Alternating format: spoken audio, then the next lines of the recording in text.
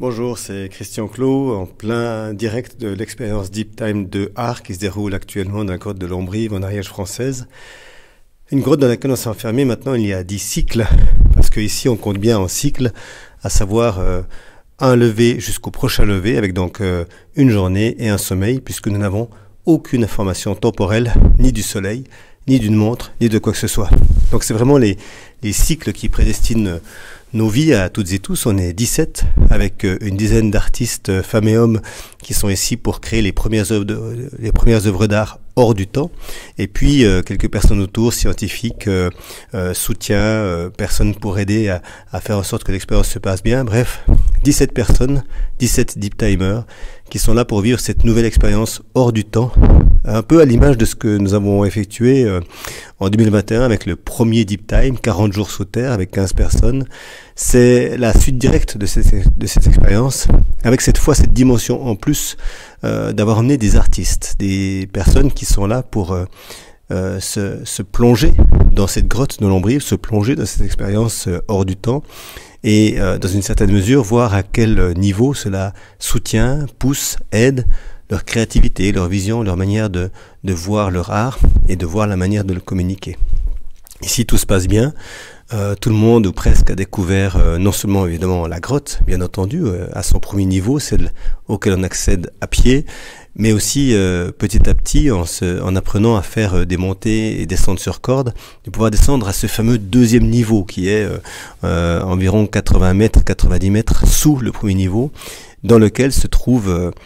énormément de beauté, des lacs sur lesquels on navigue en bateau et des stalactites, stalagmites et autres concrétions absolument fabuleuses. Et cette beauté-là, l'ampleur de la grotte de Lombrive, est clairement un soutien pour toute l'équipe pour vivre cette expérience de la meilleure des manières possibles. On n'est pas dans une grotte claustrophobe, on n'est pas dans une grotte fermée, on est dans une grotte avec des vastes galeries, souvent avec plus de 10 mètres de hauteur de plafond, dans lesquelles on peut vraiment s'installer, vivre et avoir une expérience extraordinaire de ce monde hors du temps, sans être oppressé par le système et par le principe du hors du temps et de la nuit que provoque forcément le principe de s'isoler du soleil, puisque pour s'isoler du soleil, par définition, il faut la nuit totale. Alors les 17, je suis encore perdu dans mes pensées de 2021, les 17 Deep Timers de 2025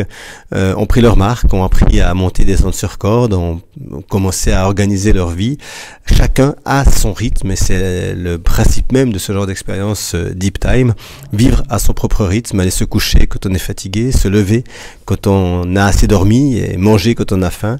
Mais bien entendu, le fait d'avoir envie d'être ensemble, d'être un groupe, d'une constitution, de se connaître, de se rencontrer, de parfois pouvoir quand même manger ensemble, pas tous ensemble, mais par petits groupes, l'envie parfois de créer en commun pour les artistes, l'envie de faire ensemble, fait que une certaine synchronicité se crée sans doute. Je n'ai absolument aucune donnée. Je ne sais pas à quel cycle nous sommes par rapport à l'extérieur. Est-ce que nous respectons, entre guillemets, les 24 heures? La première expérience Deep Time en 2021 nous avait montré une immense différence entre le temps de la grotte et le temps extérieur. Au moment où je vous parle, moi je suis à ma 10e journée. Je ne sais pas si vous êtes à 10 jours d'expérience comme nous à l'extérieur. Mais en tous les cas, tout le monde a maintenant trouvé ses marques et a trouvé son espace de vie. Donc tout se déroule bien.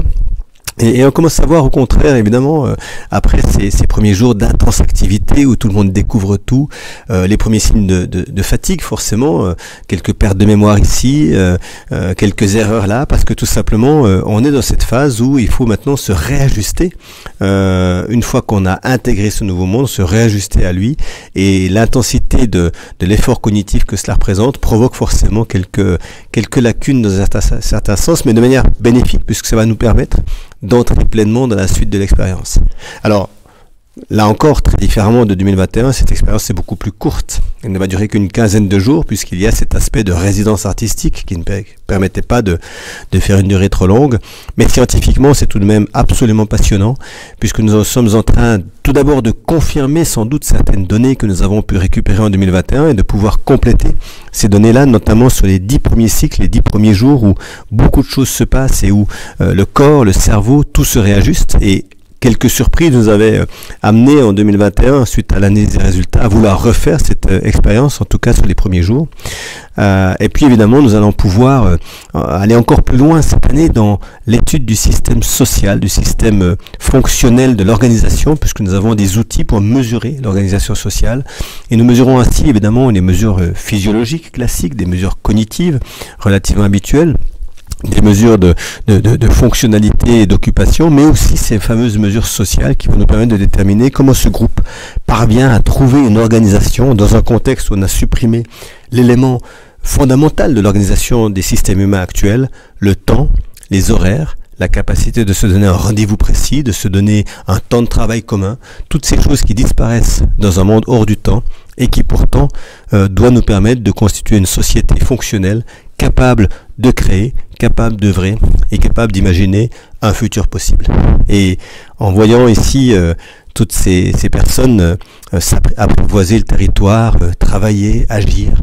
faire ensemble, je me dis qu'il y a un espoir énorme dans notre futur que de voir que des personnes qui ne se connaissaient pas du tout, il n'y a ne serait-ce que quelques jours, sont capables non seulement de fonctionner avec extrêmement d'efficacité, mais aussi plaisir, passion, et tout en créant concrètement, en travaillant au quotidien pour générer des œuvres. Et je crois que cette expérience, plus encore que celle de 2021, me montre à quel point nous sommes capables en tant qu'humains de générer une compétence sociale très très fonctionnelle pour construire un futur possible. Et ça, c'est extraordinaire. Et ce qui est aussi assez fabuleux ici, c'est de voir ces œuvres qui se créent petit à petit, cette passion que chacune dégage à la fois pour cette mission, ce temps suspendu d'une quinzaine de jours, mais aussi cette passion pour leur création, pour leur vision, pour ce qu'ils ont envie d'apporter au monde. Et c'est bel et bien cette constitution de ce groupe commun qui est en train de montrer la puissance de la coopération. Donc je suis ravi de pouvoir observer une fois de plus cette expérience que j'ai conçue avec Mélusine Malander et qui est avec moi dans la grotte, et Jérémy Roumian qui une fois de plus est en base arrière et qui s'assure que tout se passe bien. Cette petite équipe qui depuis maintenant quelques années monte des missions, que ce soit dans tous les climats du monde ou dans ces conditions absolument incroyables de hors du temps, et c'est grâce à toutes ces expériences qu'on est en train de constituer un corpus de compréhension de ce que peut être un groupe humain face à l'adversité, face à la difficulté, et sa capacité à y faire face de manière exemplaire. Et je crois que chaque fois que je mène ce genre d'expérience, je creuse un peu plus en profondeur cette idée fortement ancrée en moi que tout est possible lorsque l'on a une volonté de coopération, et que cela va bien au-delà évidemment de s'apprécier ou non, mais ici heureusement les gens s'apprécient, mais qui va bien au-delà de ça, qui va simplement dans l'idée de ai-je envie de réussir et de faire réussir les autres,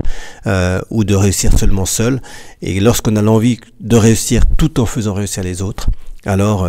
tout se crée. Et observer cela en direct est un privilège assez unique que je suis ravi de pouvoir faire. Voilà, c'était Christian Clot, chef d'expédition de Deep Time de Art,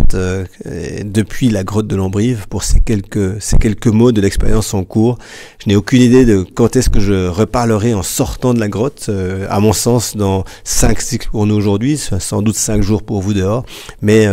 l'histoire du hors du temps nous a montré que rien n'est aussi simple que lorsque l'on vit en dehors des cycles habituels du soleil. Alors, je ne sais pas quand ce sera, mais ce sera avec plaisir que je vous raconterai la suite de l'expérience. À tout bientôt.